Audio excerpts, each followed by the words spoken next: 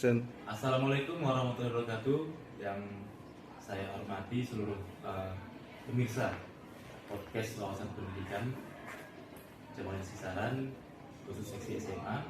Kali ini kita berhadir di sekolah SMA Negeri 1 Tanjung Tiram, yang dimana ini adalah sekolah terfavorit di wilayah Kabupaten Batubara, dan juga di dalam proses pembelajaran sudah menerapkan modul ajar yang berdiferensiasi.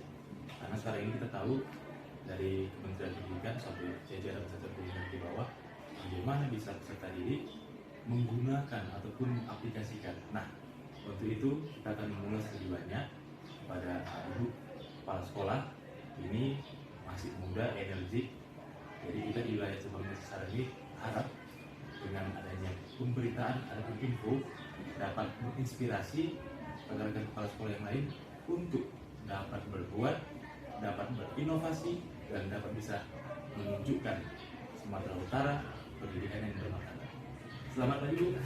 Ya, hari ini mungkin ya pertama kali di masa Ibu menjabat, saya selaku kepala seksi hadir kemudian mengambil apel terhadap anak-anak murid. Dan di sini saya melihat kita disiplin, kemudian bagaimana mengikuti proses pembelajaran itu sesuai dengan jalurnya. Nah, apa kiat-kiat ataupun teknik yang dibuat sehingga keteraturan ini dapat tercermin sampai ke seperti ini?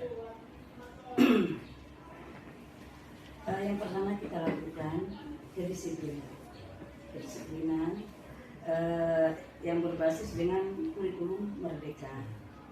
Jadi di sekolah SMA Negeri 1 Tanjung Tiram ini sebenarnya sudah kami lakukan kurikulum merdeka itu, membuat guru kreatif, inovatif.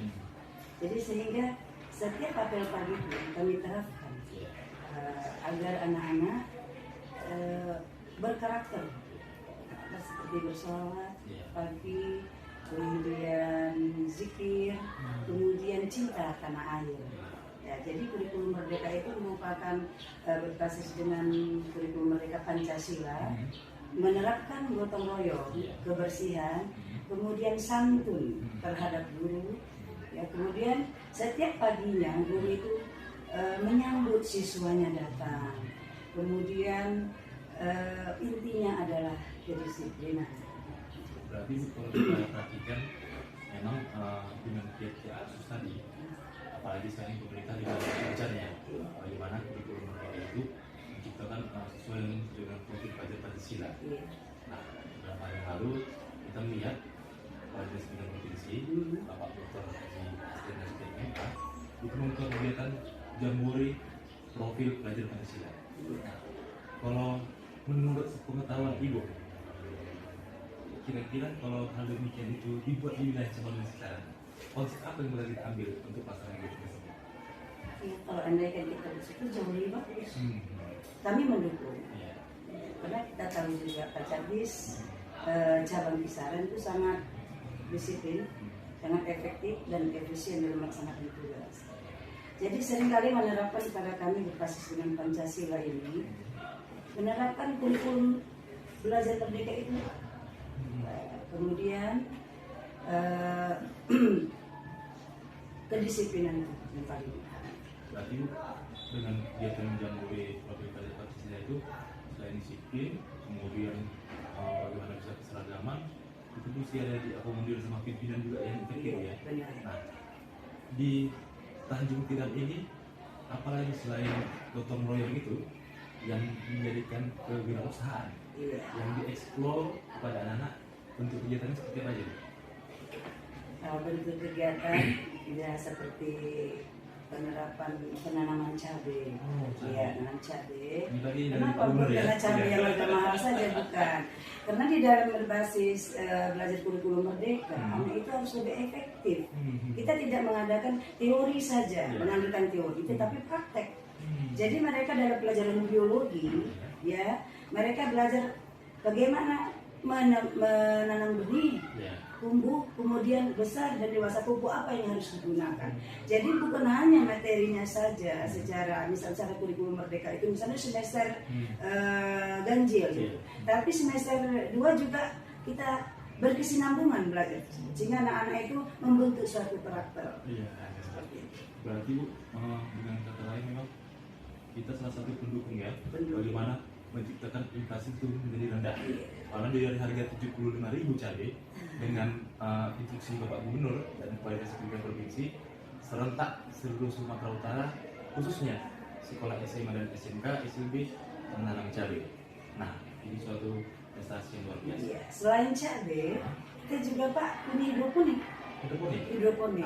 Bayam, daun sop, ya. dan pakcoy. Nah, terus kami ini membuat sawi yang apa ya, yang alami juga ya? Iya, buat juga. Jadi kami sudah buat tempatnya. Kebetulan di sini ada kendala sedikit, istilahnya takut kita ada gangguan hewan, ya. Kami kerangke, iya, supaya anak-anak ini setiap harinya ada piket, dia menyiram, memupuk, dipandu oleh guru biologinya. Nah, dengan demikian kami juga sangat berterima kasih sama Kacabdis Cabang Kisaran, senantiasa itu menghandle, kemudian masuk WA, senantiasa menghimbau agar sekolahnya tetap disiplin. Memang seperti yang tadi Bu Kasih bilang, salah satu teknik untuk bisa menyeragamkan seluruh sekolah, kita harus memberikan komando dan arahan. Karena namanya juga wilayah yang luas, 2 kabupaten, Asahan dan Batubara. Jadi jumlah SMA kalau 2 kabupaten ini digabung itu total ada 65. Ini suatu ya pencapaian yang luar biasa. Sehingga kewirausahaan, kemudian kurikulum merdeka, apalagi kira-kira capaian yang dalam progres 2 bulan ini yang Ibu pikir kira-kira dapat diselesaikan? Tetap saya mengacu pada kurikulum. Fokus itu ya? Fokus. Ya. Kenapa? Kedisiplinan itu termasuk dari pada pengamalan Pancasila. Kemudian kita meningkatkan patriotisme dan nasionalisme selaku generasi penerus, itu tugas guru. Kemudian selaku pimpinan kepala sekolah, ya saya sering mengimbau kebersihan. Kemudian disiplin lah Pak yang nomor 1. Kemudian adab, seperti masuk ke sekolah, guru menyambut disalam, itu adab, santun. Kemudian pada akhir pembelajaran di sini SMA Negeri 1 Kampiran sudah saya wajibkan untuk sholat zuhur bersama. Tapi karena musolanya sangat kecil, kami bagi-bagi. Itu poin pertama ya? Poin pertama. 7 perintah. Itu tidak boleh kita ingkari. Nah, jadi kelas 11 dipandu oleh guru yang jam terakhir. Ya, itu wajib sholat. Tadi paginya saya katakan berselawat. Setelah proses belajar berakhir, kita arahkan anak-anak untuk sholat zuhur bersama. Ternyata salah satu perintah kerja 7 dari perintah kerja Bapak Kepala Dinas sangat sudah diterapkan di sini. Sampai ada 2 item selain tadi mulai kita dengan zikir, kemudian ditambah lagi dengan soal berjamaah. Mungkin dalam konteks secara global ini perlu juga ini dibuat apa ya? Dibuat pertandingan menyambut ataupun kegiatan yang adalah Islam. Sudah. Kita sudah buat proposal. Lomba azan. Kenapa saya katakan lomba azan? Karena banyak sekarang anak-anak lupa azan. Lomba azan, tilawah, syari Quran. Ya kita juga walaupun kita bukan di madrasah, tetapi kita kan tidak salah kalau mencetak generasi itu generasi yang beriman dan bertakwa. Pelaksanaannya sekitar tanggal 15. Kami berharap pas kegiatan tanggal 15 itu ya alangkah lebih bagusnya kalau resmikan atau dibuat Bapak Kepala Dinas Pendidikan Provinsi Sumatera Utara, Bapak Dr. Hadi Asri Sekian Pak. Karena besar hati harapan anak Batubara ini kalau pimpinan tertinggi itu hadir membuka kemudian memberikan ketua terhadap anak kita. Nah, kami juga dari Komunitas Sekarang SMA di dalam mengontrol proses pembelajaran, kami memang fokus untuk bagaimana kurikulum merdeka ini sampai tahun 2024 itu sudah lepas landas. Makanya kami melaksanakan IKM, implementasi kurikulum merdeka kemarin serentak seluruh sekolah sudah tuntas. Nah, salah satu podcast Masyarakat Pendidikan ini untuk mengevaluasi. Nah, bagaimana bisa IKM yang dilaksanakan kemarin itu bisa berjalan, kemudian apa yang bisa dilanjutkan dan dikembangkan. Karena kurikulum mereka ini kan tak hanya ruang sempit saja, dia bisa luas, bisa dijaga. Dia sebagai kita katakan sebagai acuan, tetapi bisa kita kembangkan. Iya. Seperti bertakwa kepada Tuhan Yang Maha Esa. Ya, kita tidak hanya sholat saja, tetapi kita terapkan sehingga membentuk suatu karakter terhadap anak ini. Jadi ya Bu, kalau secara luas melihat kondisi sarana prasarana di Tanjung Pinang ini, apa harapan kira-kira dalam waktu dekat yang pengen ataupun yang ingin segera ditindaklanjuti, kira-kira di spek bagian mana ya? Saya spek dalam membaca. Ya, membaca. Kita belum punya perpustakaan yang khusus, tetapi kami berdayakan lab yang ada. Jadi buku begitu banyak, kami butuh dengan perpustakaan. Jadi kita harus banyak membaca jendela dunia. Jadi saya kira perpustakaan itu Pak Kasih sangat penting. Kemudian aula pertemuan. Kemudian kita juga harus, kalau kita bilang healing, kita tidak mesti keluar. Dalam dunia pendidikan juga.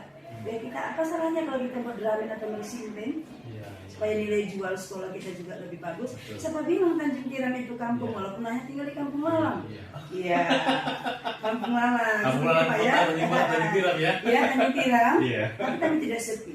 Kami pagi dihiasi dengan zikir, sholawat, ya. Tapi kami perlu juga satu nursing band supaya menghibur. Jangan sepi, itu juga lebih dari healing.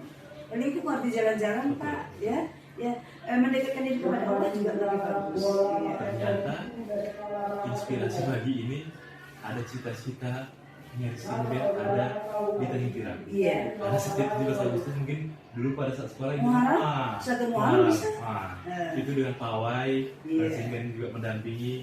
Ternyata inspirasi di Tanjung Tiram ini selain dengan memperdalam kurikulum mereka, rupanya dapat melampiaskan keinginan untuk meramaikan dengan nursing ini. Nah, kira-kira mitra strategis yang Ibu gunakan ataupun yang Ibu rangkul di dalam mengakomodir hal yang tidak bisa diakomodir sama dinas pendidikan, tapi dia bisa diakomodir dengan mitra strategis. Harapan Ibu, mitra strategis yang ingin dibangun komunikasi yang bersama itu untuk Tanjung Tiram ini yang seperti apa? Kita menjadi hubungan baik dengan masyarakat, ya, terutama di komite sekolah. Kenapa saya katakan? Karena komite sekolah ini mitra kerja, ya, meskipun tidak terikat kuat, walaupun jaring terputus, namun itu tidak bisa kita hindari. Kalau komite bagian dari masyarakat, ya kita perlu apa yang ada di hati masyarakat supaya memajukan pendidikan di SMA Negeri 1 Tanjung Tiram ini. Mudah-mudahan komite sekolah kita alhamdulillah ya sangat mendukung. Ya, seperti saya contoh dengan dana keuangan. Mereka itu sering monitor, evaluasi, bergantian, aman ya Pak ya. Kita transparan. Tidak ada yang kita sembunyikan dari mereka. Kenapa gitu? Karena dari siswa ini kembali ke siswa juga. Ya, kami sebagai istilahnya guru ini, fasilitator sekolah ini, jadi kami bukan hanya mengajar, tapi mendidik. Mengajar ini tidak pun kita perguruan tinggi yang pasnya. Mendidik ini yang agak sulit. Ya. Bagaimana contohnya lengan baju, kita punya dan tadi taman ya di hulu, nah itu kan sudah nggak. Nah itu kita terapkan supaya ini dibentuk seperti itu.